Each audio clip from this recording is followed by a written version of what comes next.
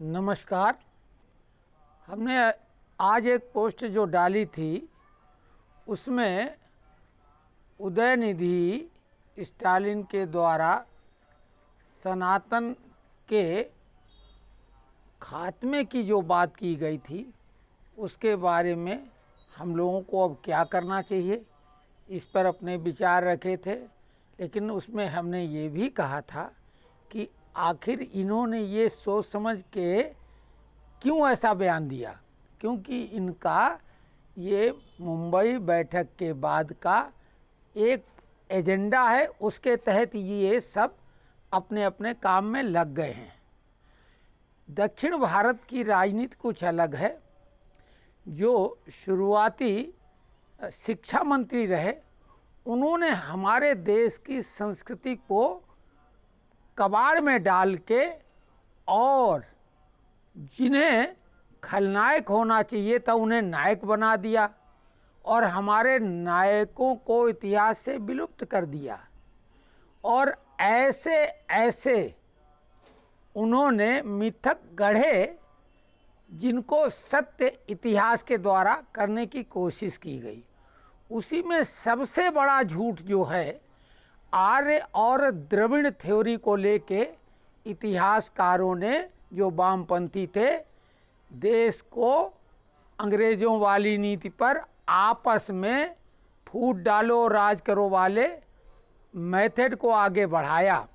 दक्षिण भारत के लोगों को द्रविड़ और आर्यों को बाहर से आया हुआ बताकर कि वो द्रविड़ संस्कृति पे आक्रमण करके उनको परास्त करके आर्यों ने उन पे शासन किया, जबकि ऐसा कुछ नहीं। अब तो ये साइंटिफिक प्रूव्ड हो गया कि द्रविड़ आर्य की थ्योरी एक कल्पना थी वामपंथी इतिहासकारों की।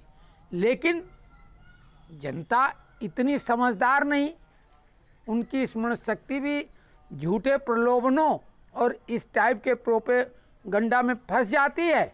लेकिन आज सोशल मीडिया जागरूकता का एक ऐसा मंच बन गया है जो गड़े मुर्दे भी उखाड़ लाता है और जनता की याद ताज़ा करा देता है।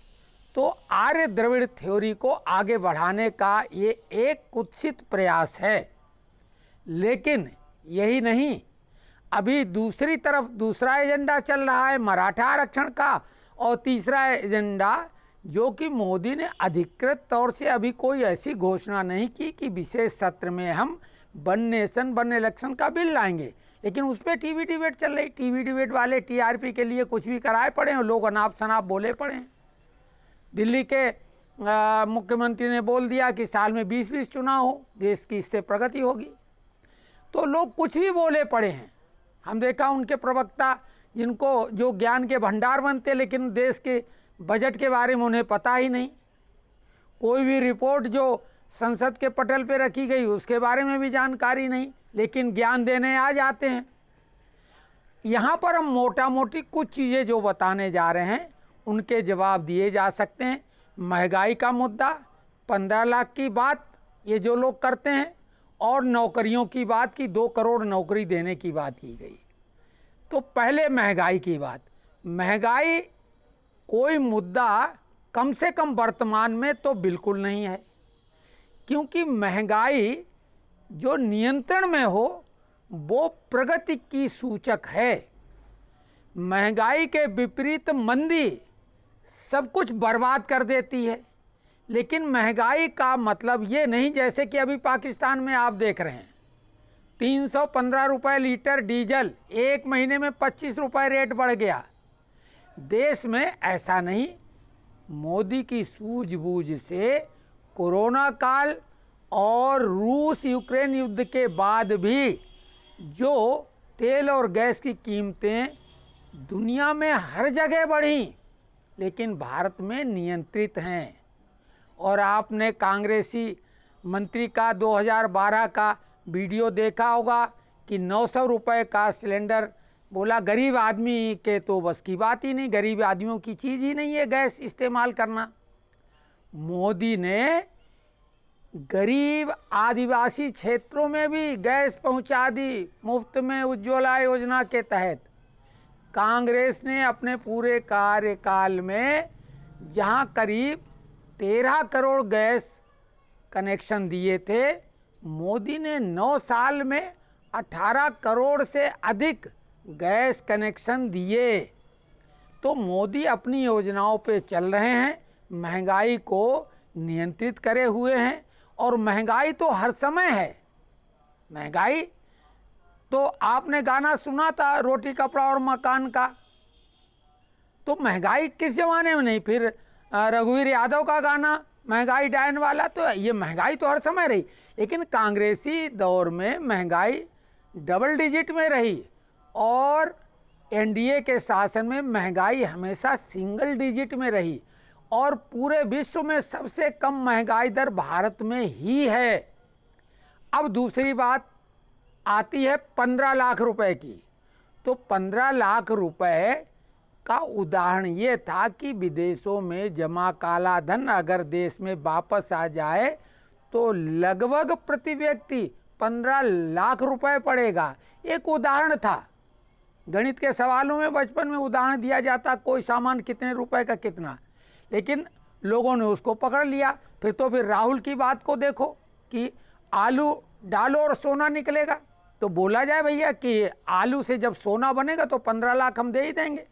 लेकिन हम बात उससे हटके कह रहे हैं जो वास्तविकता है, क्योंकि सबसे कीमती चीज़ जो है आदमी की जान है, सोना भी नहीं। कोरोना काल में जिसमें पूरी दुनिया ने ये मान लिया था और ये जो टुकड़े टुकड़े गैंग है, इसमें उन्होंने पूरी कोशिश की, मदद की दुनिया के उन कुत्सित विचार वालों की कि भारत में लाशों के ढेर लग जाएं, मोदी बदनाम हो जाए। ऐसा बिल्कुल नहीं हुआ। मोदी ने कोरोना काल में जो गजब का प्रबंधन किया, विश्व ने उसका लोहा माना और भारत ने सैकड़ों देशों को मुफ्त में कोरोना वैक्सीन दी। अपने देश की जनता को तो बचाया ही, साथ में दुनिया के कई गरीब देशों की भी मदद की। तो आप ये बताइए कि जान की कीमत क्या 15 लाख रुपए नहीं है? वो तो 15 लाख रुपए से कहीं ज़्यादा मूल्यवान है।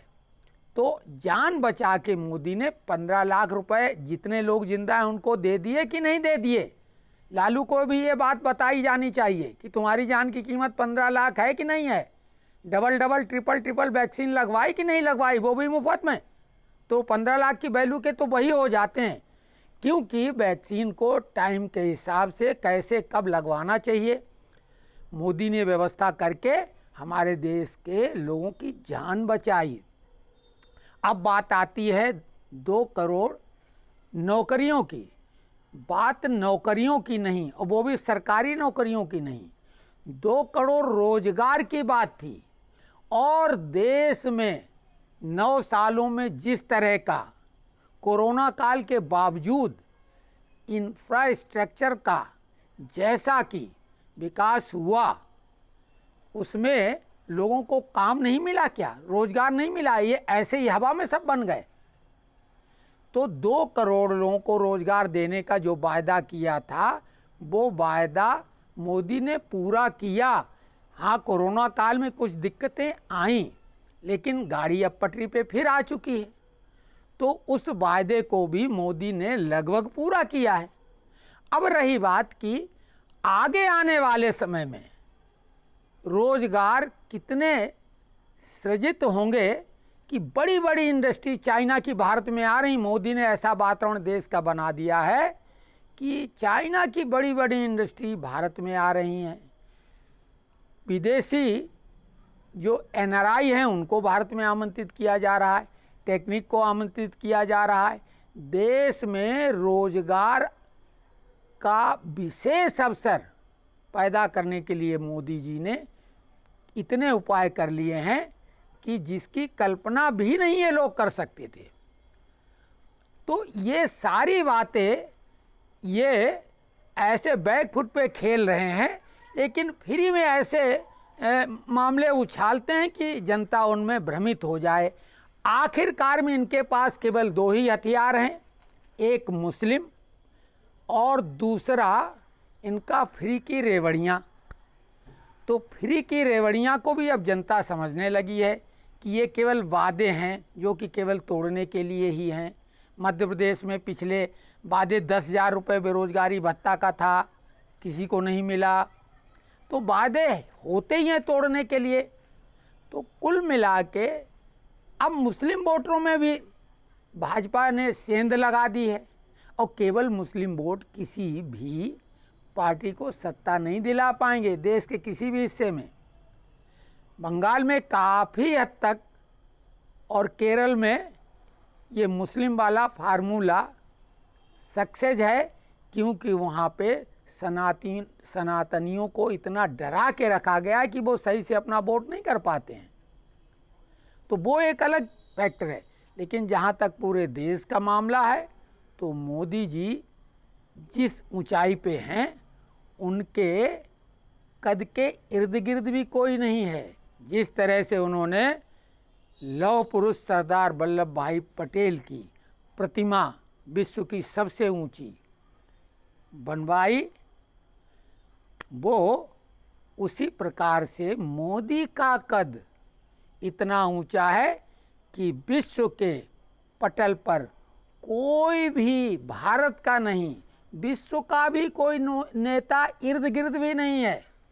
ऑस्ट्रेलिया के राष्ट्रपति ने उनको बॉस ऐसे ही नहीं बोल दिया, प्रधानमंत्री कोई देश का ऐसे ही पैर नहीं छू रहा है।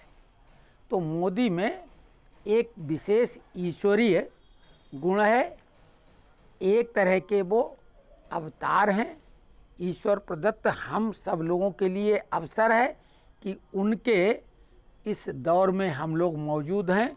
और सत्य सनातन धर्म पर जो बहुत बड़ा संकट था, जो कि अब खुल के ये लोग उगलने लगे हैं, तो ये टल चुका है लगभग।